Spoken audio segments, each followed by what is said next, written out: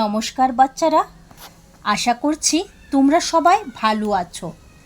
আজ আমরা পড়ব ক্লাস 6-এর হিন্দি কবিতা মাতৃভূমি। এই কবিতা আমাদের মাতৃভূমি অর্থাৎ ভারত দেশের মহত্ব সম্পর্কে বলে।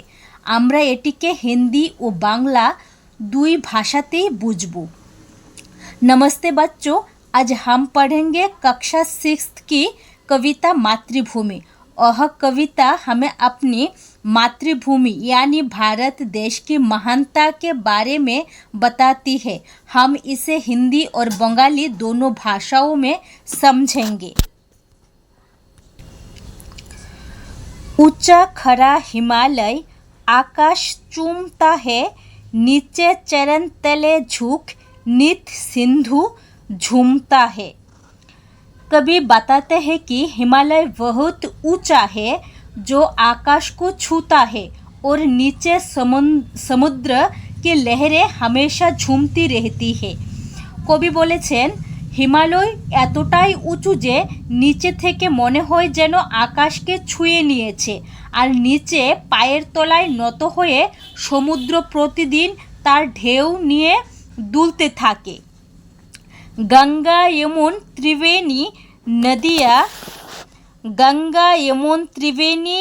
नदियाँ लहर रही है, जगमग छटा निराली पग पग छहर रही है।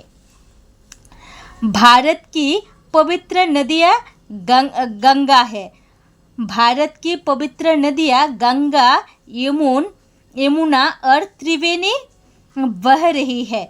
उनकी सुंदर लहरें भारत को और भी पवित्र बनाती है। भारतेर पवित्र नदी गंगा, যমুনা আর ত্রিবেণী বইছে। তাদের সুন্দর ঢেউ ভারতকে আরও পবিত্র করে তোলে। वह पुण्य भूमि मेरी, वह स्वर्ण भूमि मेरी, वह जन्मभूमि मेरी, वह मातृभूमि मेरी। কবি বলছেন ভারত আমাদের পবিত্র ভূমি, এ আমাদের সোনার দেশ, এ দেশ আমাদের জন্মভূমি এবং মাতৃভূমি। भारत हमारी पुण्य भूमि है, वह हमारी स्वर्ण भूमि है, यही हमारी जन्मभूमि और मातृभूमि भी है। इसके बाद झरने अनेक झरते जिसकी पहाड़ियों में चिड़िया चहक रही है, हो मस्त झाड़ियों में। झरने अनेक झरते, इसका मतलब है भारत की पहाड़ियों से अनेक झरने गिरते हैं और हरी भरी झाड़ियों में चिड़िया चहकती रहती है। ভারতের পাহাড় থেকে অনেক ঝর্ণা ঝরে পড়ে আর সবুজ ঝোপে পাখিরা কিচিরমিচির করে। अमरैया घनी है, कोयल पुकारती है, बहती मलय पवन है, तन मन संवारती है। कभी बताते हैं कि भारत में घने आम्रवन है। भारत में घने आम्रवन है, कोयल की मधुर आवाज़ सुनाई देती है और मलय की ठंडी हवा तन मन को ताजगी देती है। ভারতে ঘন আমের বাগান আছে, কোয়েলের মধুর ডাক শোনা যায় আর মলায়াগিরির ঠান্ডা হাওয়া শরীর মনকে সতেজ করে। वह धर्मभूमि मेरी, वह कर्मभूमि मेरी, वह जन्मभूमि मेरी, वह मातृभूमि मेरी। भारत हमारी धर्मभूमि है, वह हमारी कर्मभूमि भी है, यह हमारी जन्मभूमि और मातृभूमि भी है।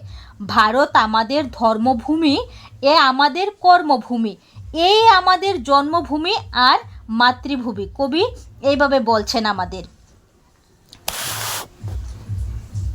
जन्मे जहाँ थे रघुपति, जन्मी जहाँ थी सीता, श्री कृष्ण ने सुनाई बंसी पुनीत गीता। यही वह भूमि है जहाँ श्री राम का जन्म हुआ माता सीता का जन्म हुआ और वहाँ श्री कृष्ण ने पवित्र गीता का उपदेश दिया।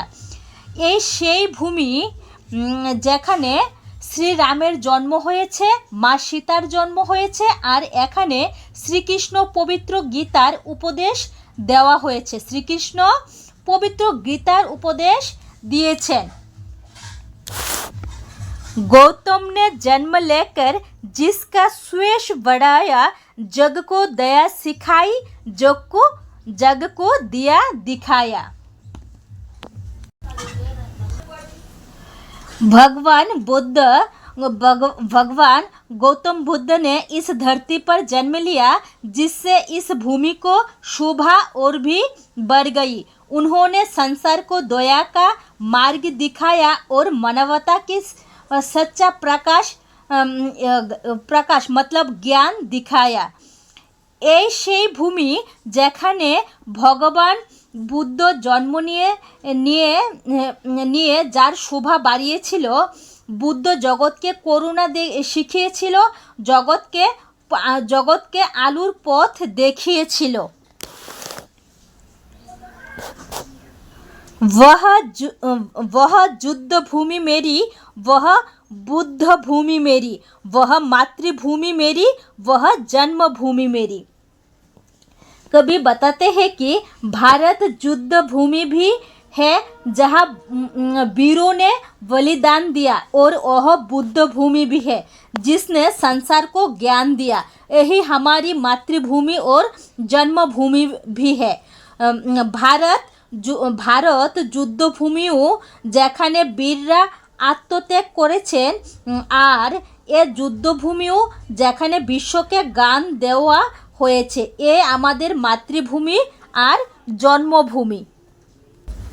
बच्चों, इस कविता में कवि सोहनलाल द्विवेदी ने भारत की महानता और पवित्रता की वर्णन किया है।